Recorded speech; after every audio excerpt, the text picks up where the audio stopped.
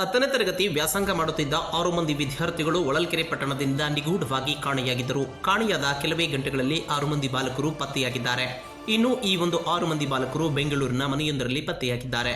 ಪಟ್ಟಣದ dream world international ವಸತಿ ಶಾಲೆಯಿಂದ ನಿನ್ನೆ ಬೆಳಗಿನ ಜಾವ ಇದ್ದಕ್ಕಿದ್ದಂತೆ 6 ಮಂದಿ ಬಾಲಕರು ನಾಪತ್ತೆಯಾಗಿದ್ದರು. ಇದರಿಂದ ಕೆಲ ಕಾಲ ಪೋಷಕರಲ್ಲೂ ಕೂಡ ಆತಂಕ ಮನೆ ಮಾಡಿತ್ತು. ಇದೀಗ ಆಗಸ್ಟ್ 22 ಬೆಳಗ್ಗೆ 10 ಗಂಟೆಗೆ ಈ ಒಂದು 6 ಮಂದಿ ಬಾಲಕರು ಪತ್ತೆಯಾಗಿರುವಂತಹ ಮಾಹಿತಿ ತಿಳಿದು ಬಂದಿದೆ. ಪಾಡಿಗೆಟ್ಟೆ ಗ್ರಾಮದ ಯಶಸ್, ಟಿ ಎಮ್ಮಿಗನೂರು ಗ್ರಾಮದ ಶ್ರೇಯಸ್, ಆಲೇನಹಳ್ಳಿ ಗ್ರಾಮದ ತರುಣ್, ರಾಮಗಿರಿ ಗ್ರಾಮದ ಸಿದ್ಧಾರ್ಥ್, ಕಸಮನಹಳ್ಳಿ ಗ್ರಾಮದ ಮನು, ನಂದನವಸೂರು ಗ್ರಾಮದ ಧನುಷ್ 6 ಮಂದಿ ಬಾಲಕರು ಕೂಡ ಸೇಫ್ ಆಗಿದ್ದಾರೆ. ಬೆಂಗಳೂರಿನ ಬಾಲಕ ಯಶಸ್ ಅವರ ಸಂಬಂಧಿಕರ ಮನೆಯಲ್ಲಿ ಇದ್ದಾರೆ. ಕಾಣೆಯಾದ ಬಾಲಕರು ಸುರಕ್ಷಿತವಾಗಿ ಪತ್ತೆಯಾಗಿದ್ದು ಪೋಷಕರು ನೆಮ್ಮದಿಯ ನಿಟ್ಟುಸಿರು ಬಿಟ್ಟಿದ್ದಾರೆ. ಚಿಕ್ಕಜಾಜೂರು ರೈಲ್ವೆ ನಿಲ್ದಾಣದಿಂದ ರೈಲಿನ ಮೂಲಕ ಬೆಂಗಳೂರಿಗೆ ಪ್ರಯಾಣವನ್ನು ಮಾಡಿದರು.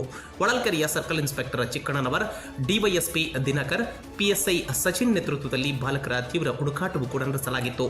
ಇದೀಗ ಎಲ್ಲ ಬಾಲಕರು ಕೂಡ ಸೇಫ್ ಆಗಿದ್ದು ಶಾಲಾ ಶಿಕ್ಷಕರು, ಪೋಷಕರು, ವಿದ್ಯಾರ್ಥಿಗಳು ಕೂಡ ನೆಮ್ಮದಿಯ ನಿಟ್ಟುಸಿರು ಬಿಟ್ಟಿದ್ದಾರೆ.